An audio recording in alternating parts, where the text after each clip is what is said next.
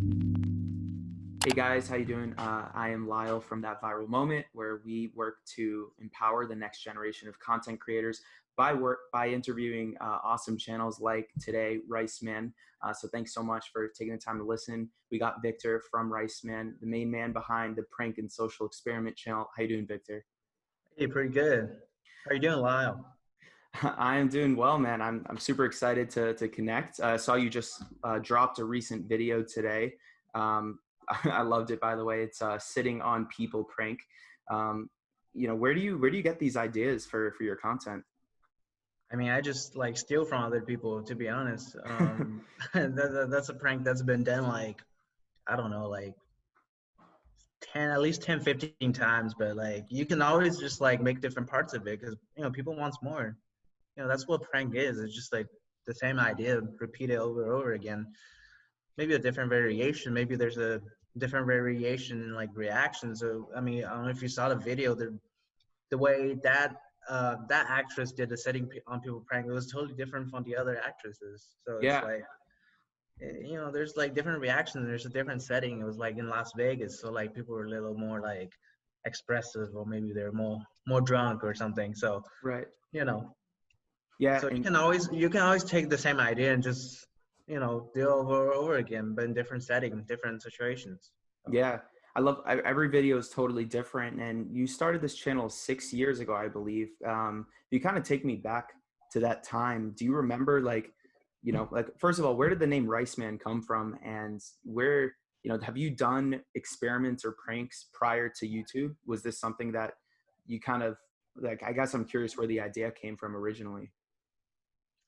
yeah, so actually back in 2010, I've actually made some video. I think back then, uh, I didn't have the name Rice Man, but I did tell people to like go eat some rice. Like it's like a slogan that I Yeah, say. I see So that. after that, it was just like naturally, hey, why don't I just call myself Rice Man? But I think back in 2010, I used to make videos that's like, it was like between me and my friends. We used to prank on each other, and I think they were pretty funny. I mean, if I should probably release them, but they're private on my page though. But it's like Mhm. they see my friends, sneak into my house and like do weird things to me. So, um, but this was back in 2010. I think one of the Mhm. video actually got like 500,000 views, and at the time that was a lot of views. But somehow I think I stopped. I kind of just did that for fun initially, but Mhm. and then I, and then I think I got to a point where I say, hey, should I be able to make money with it? So back in the day, you had to apply for a partnership program with YouTube. You can just like, monetize anything. You had to apply to it. Mhm. So somehow I applied to it, and then like I think they just like didn't respond to me for like a long time. It was like maybe like 1.5 years. Mhm. So and after that, I just like I just like screwed this, and then I just went. I was in college, so I didn't. I think that's when I kind of stopped. I think I only did that for maybe about like not more than a year. I mean, I just did it for fun. Yep. But so I think I came back, in 2014, 2015 ish. Because I think after that time, I took a break from YouTube. I think for like 3, 4 years, I didn't actually even look at YouTube. It wasn't like even I just wasn't paying attention. I was going to college. Yeah. And then one day I was looking at YouTube. I was looking at all those pranks, and they were sort of like the pranks I used to do Mhm. with my friends. So I was like, hey, maybe I can. This is something I can, I can just, these people they can do it, and I should be able to do it too. So that's like when I decided to, start like actually making like a videos, but and it wasn't me pranking my friends, but it was more like public prank format. So, when was that you kind of resumed and took it more, I It guess, was, serious? yeah, 2015 probably, because I think at the time I actually went to college. I graduated, so then I was in like a professional degree program, and that's when I actually started. Gotcha. So And what were you studying in school? Was it related to what you're doing now with your content? now I was studying like biology, chemistry, and just like sort of like pre-med stuff. Yeah, Um, but you know, I mean, part of what you do is social experiments. So there is kind of a psychological aspect. I know psychology is different than biology, but I guess between the social experiments and the pranks, is there one type that you enjoy more? um, I think it's whichever gets the most views, and then if the idea gets views, then I think hey, I'll do it. If you tell me like pranks will get the most views right now, I'll do pranks. Uh, but I think if you ask me like if like no views were involved, Yeah, I'd let's. probably do social experiment probably because I think um, it's just social experiment. They're sort of like documentaries. So you know if you ask me like what's one thing I want to do in the future would be like a documentary filmmaker. It's like Yeah, and that's sort of like a social experiment too. Like you go into like different, uh, you know, maybe you're studying like different people in different areas and how they interact, how they respond to things. So yeah. a social experiment. Yeah, 100%. And maybe social experiments are a little less risky. I mean, you know, some of your videos are so funny. I can reference a few, but Do You Want to Bang is a really funny one where you have the sponsorship with this drink company. And the company is called Bang. And so, you know, naturally it lines up for a great video. And, you know, I guess I'm curious, some of your videos where you have a man who's pretending he has a broken neck, or you pull the chairs behind people so that they fall, or you put a snake on people's back and oh man, there's a snake. Like your content's really awesome, and obviously it elicits a huge reaction from people. So, have you ever had any horror stories from your video going wrong, or a stranger misinterpreting or getting angry based off of once they realized that there was a prank or something that you were doing for a video? Yeah, I think many times actually, but I'm trying to. They don't really surprise me Hmm. anymore, really. But I think a lot of times the people that get really mad, they're not like the people I prank on for some Mm, reason. It's strange because I think one time I was at it was in Florida. I was on the beach. I was doing like a prank. It was like cutting people's hair. So I was pretending like I have a scissor and I have like a fake hair, and then I go in behind someone pretend to cut it. And then so basically at one point I was basically well, it looks like it was me running on the beach with a scissor going behind people.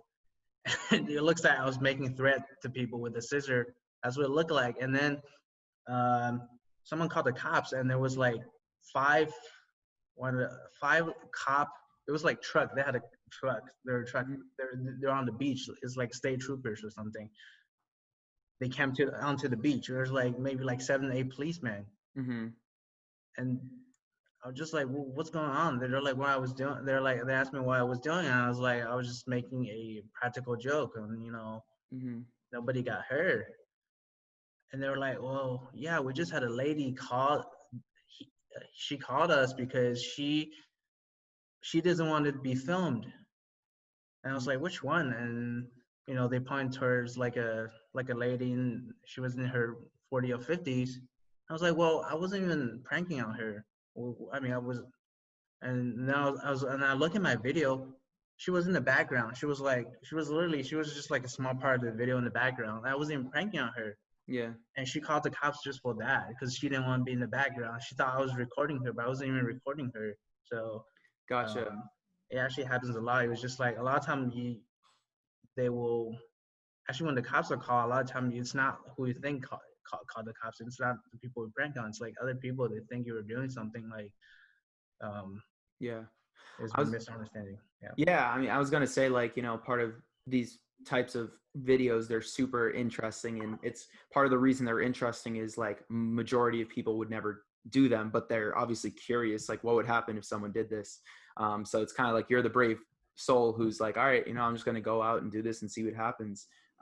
So would you say over time you've kind of learned, like, you know, when you're about to pull a prank, you kind of get this sense of the type of person you're like, all right, that seems like a chill person, like they'll maybe be Mhm. more understanding, and then you've kind of learned how to vet who not to prank and stuff like that.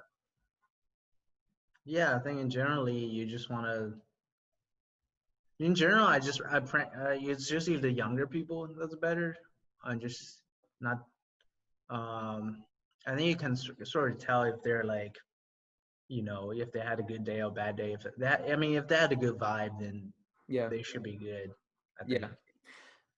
In terms of, you had mentioned earlier, you really like to focus on where the views are. And obviously like that is just an indication that what your audience likes is the type of content you want to make. I noticed that a lot of your comments are, you engage with your community and you ask like, what types of pranks would you like to see in the future or experiments? Is that a big, because it's easy to run out of ideas with something like this. Like, does your audience help you come up with new ideas, and do you typically like to listen to them when thinking about new videos? Yeah, so I do because if you watch my video, I repeat the same video like over 10 times. I'm probably like made like 20 chair pranks, Mm-hmm. and that's because like my audience they keep telling me more. We want more. So I generally just even though sometimes I want to make new ideas, some of the really like abstract ideas they don't get views. So some of the more like simpler ideas they do. So so I do listen to my audience a lot. Yeah, and I was gonna say, like, if it ain't broke, don't fix it. And that's something where I think over time, like, did it, how long did it take you when you first started your channel to really learn what your audience likes? Like, I assume it took 10, 20 videos for you to start understanding where your specialization is. Yeah, I think at the beginning it was pretty simple because I think back then the popular pranks was like you go into like a dangerous neighborhood and trying to like do some like stupid things like if you want to you ask people if they want to get shot or something and then you're like, oh yeah, here's the camera. So so back then that's why I was trying to emulate and some of the YouTuber who did these things.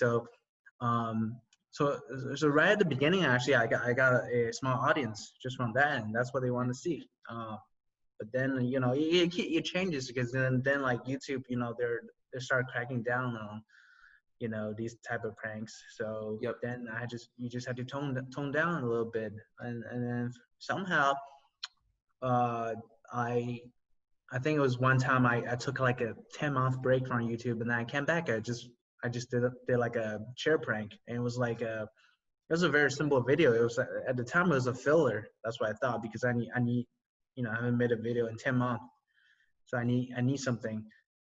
And I upload that video, and that video got like I think right now it has maybe 14, 15 million views, but at the time it got like a couple million views like in like 2, 3 weeks. So Yep. that was the time I knew like I need to you know, if there's one prank goes viral and just sticking to it. Just I wasn't even trying to think of it like new ideas because Yeah. when I did that, it didn't work. So And that's the nice thing is you can do part two, part three, or whatever. And honestly, your audience likes that. Going back to YouTube and following the algorithm, you can create a playlist of all your different, of a certain type of prank. So it kind of allows you to continue that watch time session for people. So that makes a lot of sense. Talking about consistency, um, could you talk a little bit, is it hard for you to make these videos in terms of the amount of time and resources it takes? Like, how often do you upload? And when you did take those breaks, typically speaking, did it hurt your channel in a sense when you came back? I don't think it did because because I feel like with YouTube there are sometimes like the more at least on my page sometimes the more video that you make the views doesn't increase because that was what happened uh, about 2 years ago. So at that time I just graduated um, from school, so I had a degree that I could go into a six-figure job. Mm-hmm. But at the time I didn't. I thought like my because my YouTube had I think at the time I maybe had like 300,000 followers. So I thought hey I can just I can do YouTube and I can probably make more and I can actually enjoy what I'm doing. So basically after I graduated I didn't take any job. I just spent like 2 or 3 months just to make videos. And I think during 2 or 3 months, like every single one, none of these videos went viral. They all sort of just like it was like getting like 50 to 100K views. It would just like they're just kind of stuck there. And then I just like this. I was like, this sucks. So I was like, then basically what happened is I traveled in China for like 6 7 months. I just, and at that time there was like certain times where I didn't look at YouTube. I think there's maybe a period of like 3 4 months where I probably only look at YouTube like if someone reminded me of it, or if like something reminded me of it. I just didn't look at it all. I was still like the money I made was still the same as when I was trying to upload all those videos like weekly. I Yeah. mean, money was still coming in, the residual income. So that was maybe almost a 10 month break. And as soon as I came back, the first video I uploaded, I think it got a couple million views very quickly. And then like the next few video, it was like 4 out of 5 next videos. They were all like 5 to 10 million views, and which I don't understand. Yeah. So when I came back, um, my page just took off. It went from like 400, 300, 400 K subscriber to like a million subscriber in like maybe 4 or 5 months. So if you look what happened to my channel now, like recently the view has dropped off too, like the average views. So that's what I'm thinking about right now. I could still make videos that, all the time, but part of me thinking I don't want to release them because I feel like part of me thinking like the algorithm is sort of it's I don't know if I'm blacklisted or like shadow banned. I don't know what's going on, but part of me think the algorithm it had to reset itself. Um, so it's almost like if I take like 6 months off and then I come back upload video, they will go viral again. Mm. Part of me thinks that. So It's interesting because with your type of content, think about if someone asked you what makes your video go viral, obviously there's ingredients to it that you don't know because you could upload the same video today and tomorrow one gets 10 million views and the next gets 20,000 views and there's no real, the content's the same, the quality's the same. So it's like, what's going on? But your type of content, were there any platforms that contributed to your success? For example, did you have a post that got 1,000 upvotes on Reddit, or did someone share it? Because your content's very shareable, right? Like I watch your pranks and I'm like, oh, this is so funny, my friend would like this. So I think that's one thing that your channel kind of thrives on, is the fact that it's great to share with your friends and family for a laugh. yeah, so I mean, there are other people that share on other platforms, and I think they do contribute to the views, but not very much. Like let's say if someone like if I post on TikTok, um, so there was a video that I uploaded like maybe about 1 2 months ago, and that video, I think on YouTube right now it only has 50,000 views, but I uploaded a clip onto TikTok and it got like 20 some million views. But that still didn't help my YouTube video go viral. But I did notice there was a spike in the views. So like, when that video went viral on TikTok, you can see on the YouTube, the view, you can see the view started to increase. There Yeah. was a spike because that it went viral on YouTube. I mean on TikToks. But I don't think if a video for a video to go viral on YouTube, um, it goes kind of viral on itself. Um, And I think because a lot of time if you look at where the views are coming in, a lot of the time they're coming from the top two sources. They're a browse page and suggested. suggested video. Yeah.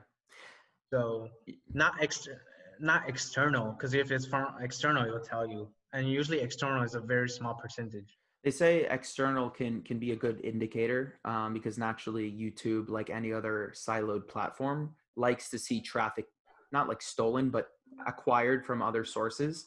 Um, so but with your content, and it makes sense. Every channel that I've talked to also says the same thing. It's browse, homepage, suggested, because ultimately when you go viral, your content's being recommended to people who weren't planning to watch it in the first place. Whereas there's other sources like YouTube search, and other ways where you can optimize for, but naturally the volume is going to be significantly smaller, right? Like no one, I mean, people will probably look, pulling chair prank on YouTube, but the traffic you would get from that is significantly smaller than if YouTube recommends it next to a pulling chair prank video that has 15 million views, and you're the second video right next to it. So, but what I love to hear from what you just said is you identify that there's, these fluctuations in YouTube, and you've been on YouTube for 6 years. So it sounds like there's been ups and downs, and you've had to figure out and kind of stay level headed and not, get burnt out. I mean, speaking of burnout, like did you ever experience a time where you were like, this isn't working, or I'm not seeing the success I saw and I'm just going to stop? Because I love the fact that you mentioned TikTok, and TikTok is an up and coming platform in its early stages, and your content's perfect for it. You could get a variety of 9 to 60-second clips from your videos and just recycle it, and you could take one video and make 5 different clips out of it. And so I'd love to hear that you've taken one platform and grown that while you're still working and figuring out another. Yeah, so I think part of the reason I started like putting times on TikTok, because I think I recognize that YouTube is sort of like it's not, I I don't want to say it's declining, but like it's definitely not growing as fast as TikTok, and Mm-hmm. especially with the younger generations. So I think TikTok in the future, there's more monetization opportunities. It's just like, and also the algorithm itself, I feel like it's driving a lot of people out of the YouTube and Instagram, because it's you can take, I feel like TikTok is one platform that really anyone can. It doesn't matter what's your interest or personality, or who you are, you can go viral. Yeah. But the same can be said for the other platforms. Yeah, I remember a few years ago, and I'm sure you're familiar with this. YouTube had like what they called the adpocalypse, where there's just all these different changes going on to the algorithm, to how they get ads. Most recently, YouTube announced that they reserve the right to monetize videos from non-partnered channels.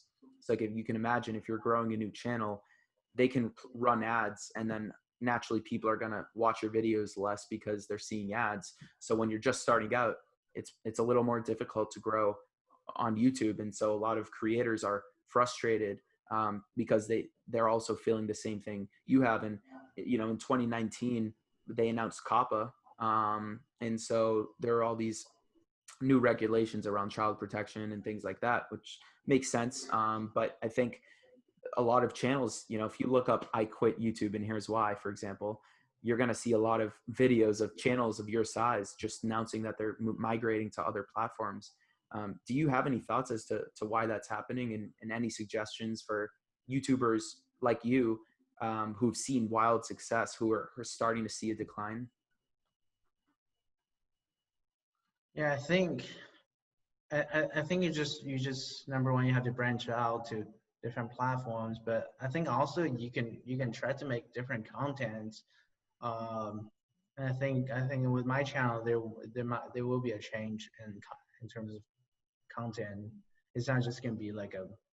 I feel like we're at the point where YouTube, they just don't like pranks. They just it's almost like you kind of have to maybe even like add a vlog to like a prank. It's like um so I'm still trying to figure out the format, um but I think if you think you're not getting views from YouTube, there's all the other platforms to try. You try out, just try out all the platforms and see which one works for you. Yeah, and that's amazing advice, because ultimately a YouTube channel is, RiceMan is a business at the end of the day, right? It pays bills. And I think there are a lot of people who get so stuck on this success and one platform, and they, when you're on the up climb, you never think about, oh, this isn't going to work one day. Gary Vaynerchuk, he's a motivational speaker I listen to a lot. He always talks about how you should be always testing different platforms and don't get married to one of them, because what's viral today, right? Like how TikTok is right now, there might be another platform 5 years from now. It's kind of like how Snapchat had its ride, Twitter had its ride before that. Vine, Vine's a big one. I'm sure. Did you have a Vine account back in the day? No, I never had one. I think your content would have crushed it on Vine, but they say TikTok is like very similar to Vine, but yeah, I think the lesson stays the same is, I guess like in general, don't get discouraged. And ultimately what you said, which is, learn and listen. And I feel like this is a great time to kind of take a step back and realize, okay, I noticed that for whatever reason, YouTube might not be enjoying this type of content. What are other types of things that I could do? So I think that's really great advice. Do you have any idea as to what type of content you would do if it wasn't pranks?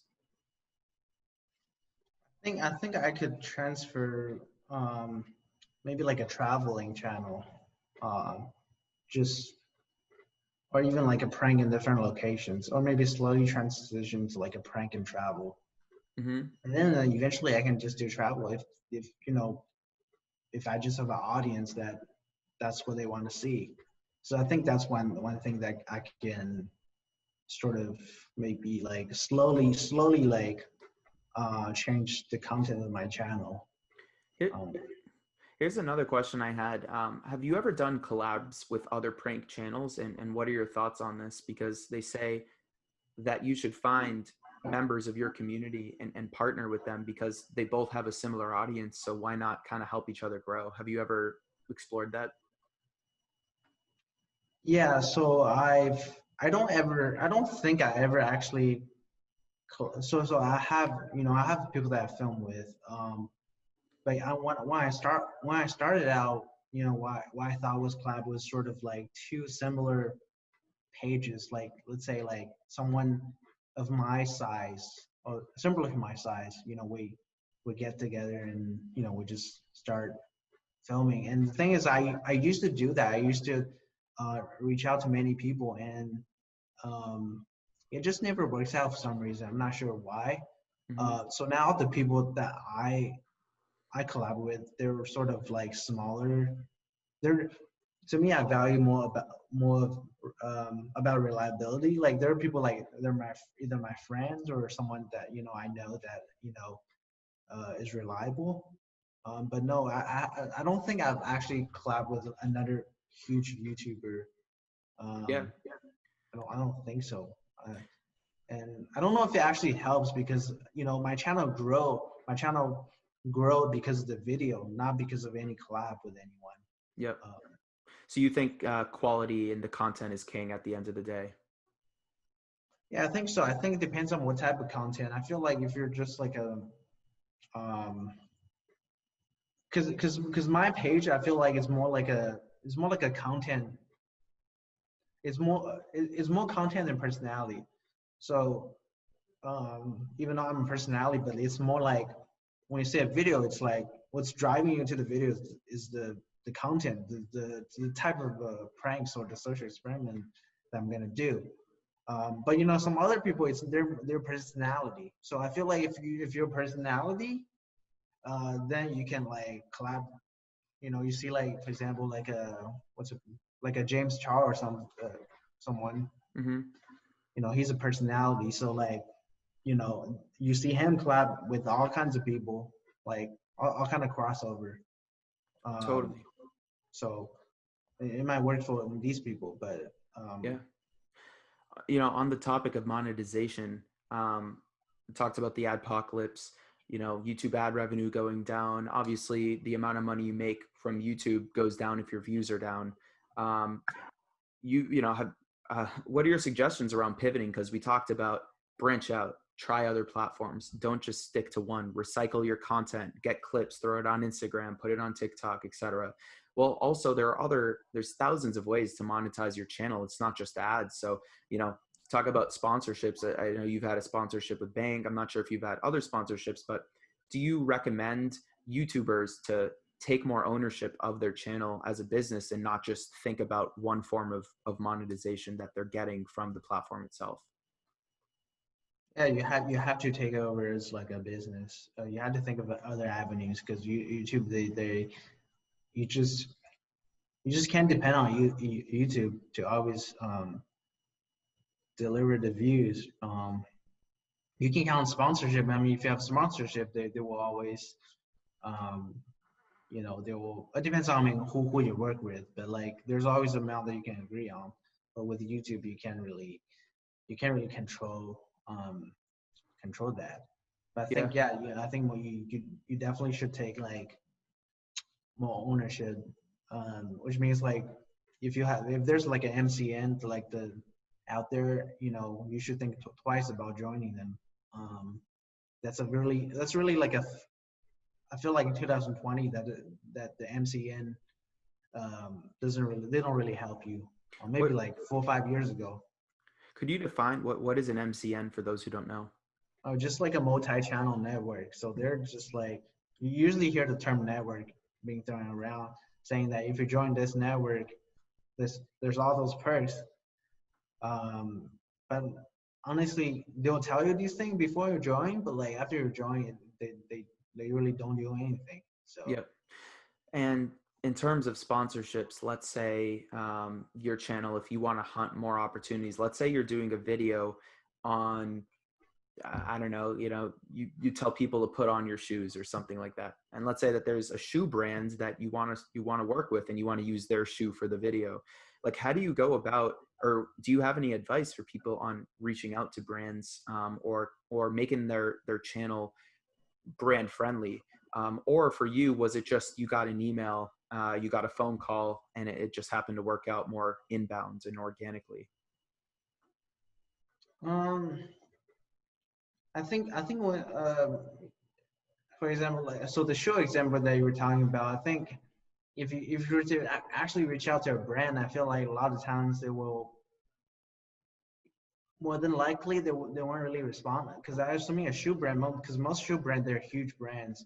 Yeah. Unless it was a smaller brand, maybe they will, um, they And will that's, sponsor you. But mhm. a lot of times they might not even like give you. They might just give you a pair of shoes. It's not even maybe like they can't give you a lot of things. But I was going to say, like, it seems like that's a recurring theme from this conversation. Like, you don't have to rely on these big creators or big brands to move your channel forward. It seems like, these smaller channels and these smaller businesses are, naturally more likely to work with someone because they have less interest and less demand in general. So it's like a supply demand thing. So I think that's a really cool takeaway, to creators watching this, is don't just necessarily focus on the big opportunities. Focus, start small and grow over time.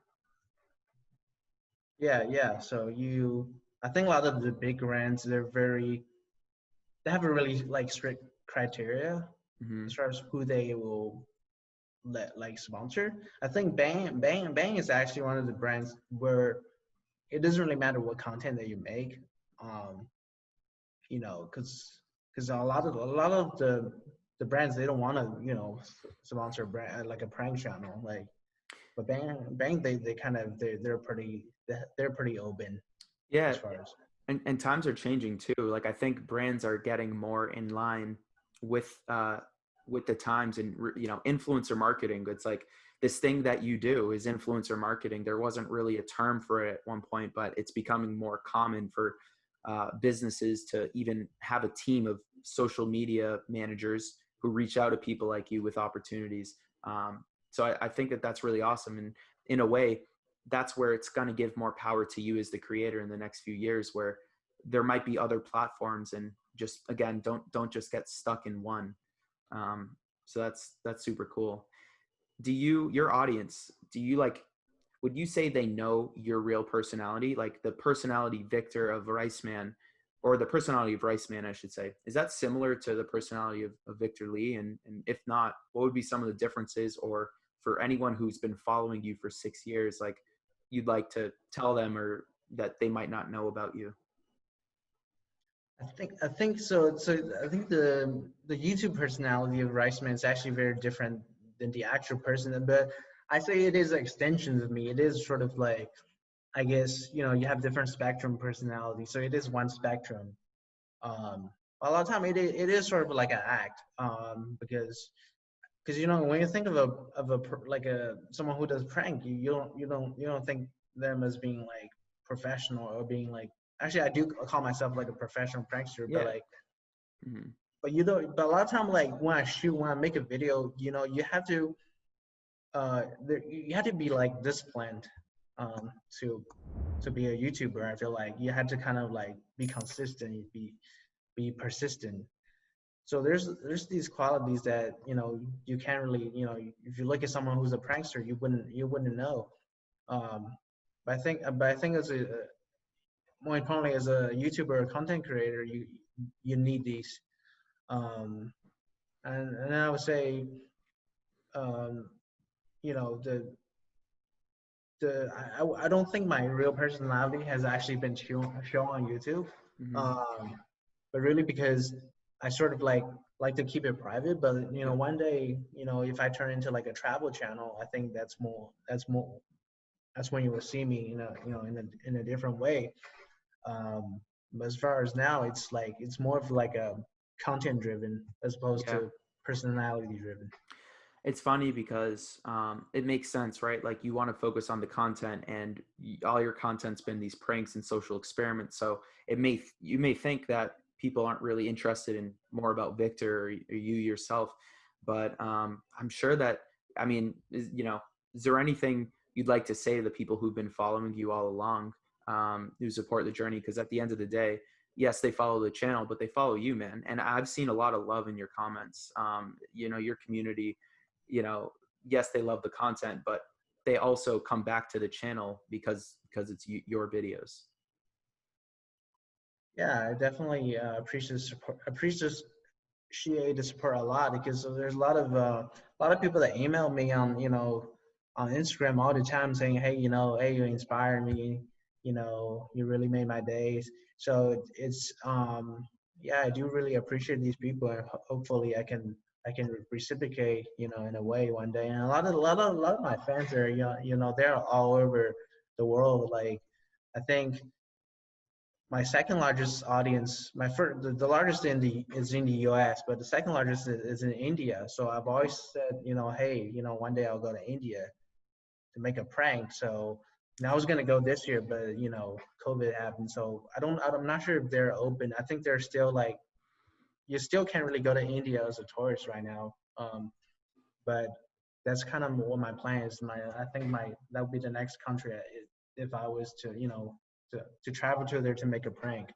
Yeah. Because I've always told them I'll be there. So We talk about being flexible, being open to new ideas, expanding, branching out. The pandemic happened, and for a channel like yours, that's kind of it must have had some sort of impact, with lockdowns going on and people not wanting people around them. um, how did that impact your channel, and how did you navigate around it?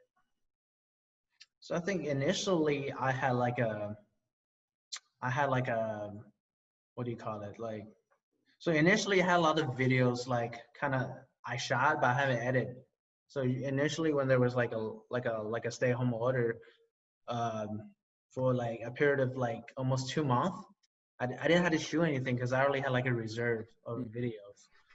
So I was keep uploading them. So like I think it was during that time I uploaded the video. It was like um I think it was one of the video where like this girl, she was like touching people on the escalator, like touching people's hand. And that was actually filmed in like December of last year, but I uploaded in like April of this year. And then people were really shocked. Um, but um, but I think initially like after that 2 months, I was trying to film videos. Some people they're a little apprehensive, uh, you know, about like people approaching them. Yep. But I feel like after that, like maybe like ever since like maybe June, July, I don't think people even care anymore. It's like I can just go on, I can do prank. There's no like pandemic going on. I Yeah. think it's just people they're kind of over it right now. Hmm. So I think I think I think in the grand scheme it did affect the views on my channel somewhat. Um, I figure it's because I feel like because I think with COVID, a lot of people there, it's a really bad thing for a lot of people. They lost their job and everything, Hmm. and so I feel like that almost kind of affect the views of my channel because people they have like real things they have to worry about. Right. They're not gonna want to watch a prank. I don't know. Right. That's just my theory. Yeah, yeah, Yeah. health, your job, your family, your loved ones. It's a Mhm. crazy time, and none of us, expected this ever. So no, that totally makes sense.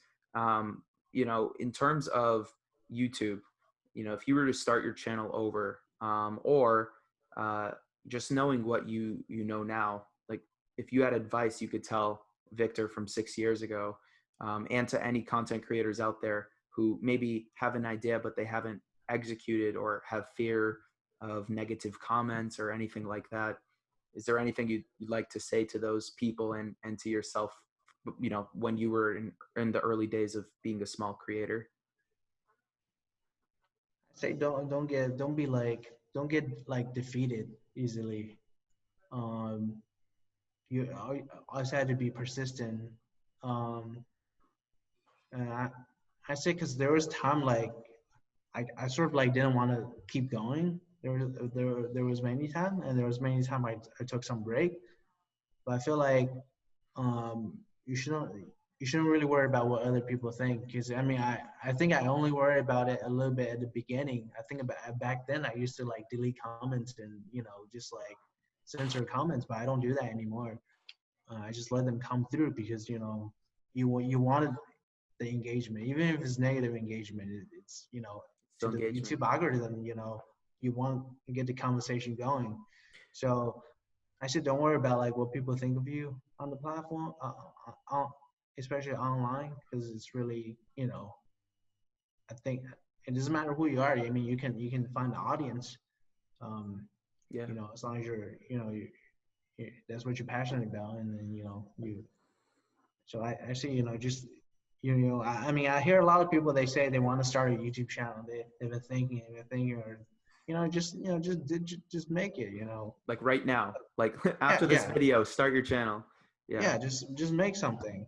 I think I still have that issue too. There are times where I think twice about the idea, um, but that's what all you can do. Just pick up the camera. I totally agree. And a lot of people wait for the right equipment, having the nice camera, looking the best they can, and just making everything professional. You got a lot of perfectionists. Um, but, going back to that thing you said about negativity, if you have a viral video, you're not going to have 1 million views and have 100% likes. So you just kind of have to get used to it over time. Do you read all your comments, or it's just not I possible? think I tried to read them, but I don't think I can read all of them. But like usually it's like a video that I just uploaded. I usually like for maybe the first 24 hours I'll look at all the comments, but um, but generally I I I usually I try to get like people to like talk about something in the comments. Ask people a question or something, or I'll reply to them. Yeah, So create engagement, and that makes a lot of sense. So I guess that brings me to one of my last questions, which is just around your best practices for YouTube. Obviously we talked about focus on good content, be consistent. Anything around engaging with your community, or anything maybe more specific to YouTube as a platform that you think you'd like to kind of share with people as they start thinking about making the channel? Or would you just say, hey, just go out and do it and don't even think about that stuff? mm, I say if you start making a YouTube video, I would say try to actually put effort into it. Um, I think that's better than just having 100 videos. if you just made a video where it looks like you just kind of did it just to you just slap everything together. I think you should definitely put some effort, because I do think like the audience, they will reward um, these type of videos, because I've seen a video. I don't really remember her name, but like I think she was this girl that travels in like an RV, um, and then her I think her channel just exploded, like. I remember this. Yeah. And then I saw her video on my. I think I actually found her because her video was recommended to me. which I was there. I'm not even interested in like RV, traveling in RV, these kind of thing. But you They just still have, watched it or something because it's like, why yeah. not? Yeah. Well, because because I think it's a combination of the, her thumbnail, and then I think her thumbnail is just like, they sort of look like art. They sort of look like some kind of like, it's like some landscape, you know, and then she's standing there and it's like art. And then when you watch the video, even though I don't think she was using I think she was actually using her phone to record. But like you can sort of tell like all the details because it was like 20-30 minutes video, and you see all the sing, the coloring, you know, Yeah. how she puts the effort into it. So I think YouTube actually maybe the YouTube algorithm actually even recognizes that. So Thing for that. would you take 20 awesome videos over 100 okay videos? Yeah, I think so. I mean, it depends on how many views. So, Yeah, it if depends it's on what the 100, but I mean, that's to each person. Then I think it's different. I'm not really an artist. I'm more like a content creator right. that So wants to make viral videos. yeah, brings me to one of my, yeah, I guess I'm curious about this, titles and thumbnails. How essential is that for your channel to go, like if you did a prank, how do you think about your titles? Does it take you a long time to figure them out? Same thing with your thumbnails. Have you found anything that typically works for you and then improves those metrics like click-through rate? I think I think the title is kind of important. Um, but I think the thumbnail is the most important because I mean, a lot of time like when I shoot a video, it's like even before the video was shot, I have to think what the thumbnail will look like. And then, when I shoot, I say, hey, let's try to have a shot like this because that would be good for the thumbnail. So it's like something you have to think about when you shoot Mm, the video, um, because I think thumbnail is actually very important because I'll spend like a lot of time just looking at like the footage and just to see which frame I can use that people might click on. You know, yeah. I think my chair prank initially it went viral because there was there's girls in the thumbnail. So like I wasn't the first person to do like a chair pulling prank, but I think I was the first one to have to do it to girls. So there was like a girl in the thumbnail. So like I feel like that's why it initially went viral. People was like, did he really do that? So maybe that's why they clicked it. Yeah. And that's just my theory. And I, I noticed after that, other channels started to copy the same thing. yeah. I'm also viewing your thumbnails right now and just scrolling down on your page, and it looks like you don't include many words in your titles. It's very much just a very clean, simple image that paints the story. I don't think I've ever heard anyone say that they almost like pre-plan the thumbnails, but from a vlogging or travel or kind of lifestyle type of video shoot, I think that's really awesome advice. Is almost make it a bit premeditated in the sense that you shouldn't be figuring out what you want it to be until you have, after the video. You should try and think about it before. So that makes a lot of sense. And yeah, no, I love everything you're saying because again, there will be, I mean, people might not start a prank channel, but they might start in outside more social experiments, or they might just do videos with people. And these are all kind of, general tips that anyone could apply. So yeah, again, thank you so much for your time, Victor. Is there anything kind of else you think would be you'd like to say, either to your fans or to, again, the people who are going to be watching this video, just more generally speaking, I guess future entrepreneurs, anything that you'd like to impart, some RiceMan eat rice advice? I mean, I say there's like all kinds of way that um, I say just don't put all your eggs in one basket because I don't I've been doing YouTube for like 6 years, but like it wouldn't be the platform forever. And even like social media, it's not like really the you, you know you there are there are better things to do in life than social media. I feel like. Hmm. So there's a different life. I said don't be too asphyxiated on social media because it's like it just consumes a huge part of your day. Yeah, like You know, be a it's like person outside. Yeah. yeah, just be a person outside, but go out, discover, explore. Just don't you know don't be kind of trapped in this social media bubble. Because I've seen a Yeah. lot of people, I know that's all they do.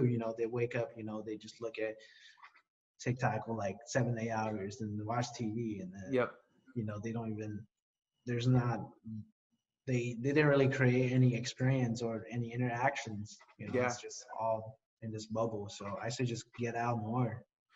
It's probably those experiences that have helped you be as creative as you are. So I think that that's all great advice.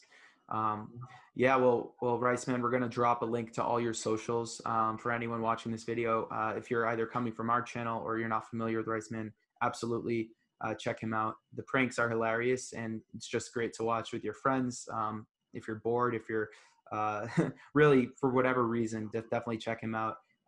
And Rice Man, thank you so much for your time, Victor. Really, really appreciate it, and hope we can get you back on in some time to talk about your progress with either new content you're working on, other channels, and kind of what's in store for the future of your brand. Yeah, Lau, thanks for having me. Yeah, it was great. Great talk. Great to kind of think through, what my journey and kind of like how I can keep going from here.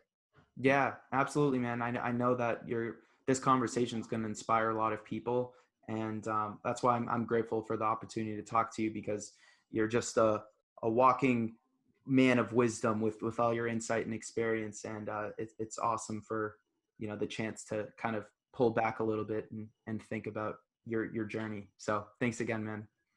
Yeah, no problem. This inspired me even, just I go back into watching it probably.